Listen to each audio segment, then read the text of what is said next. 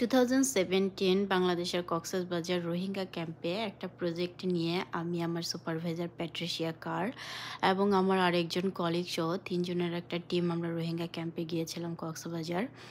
আমাদের প্রজেক্টটার ছিল reproductive health and hygiene.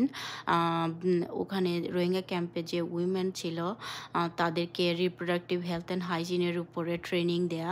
So as a public health specialist, I did 7 days workshop with women in Rohingya camp.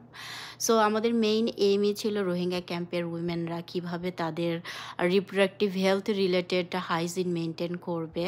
So আমরা 7 days workshop করি আমাদের প্রজেক্টটা সম্পূর্ণ করি।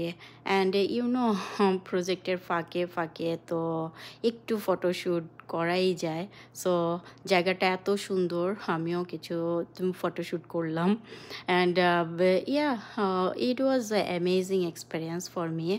And lastly, I also tried delicious food in the Cox's Bazar. And I shared because I missed those days.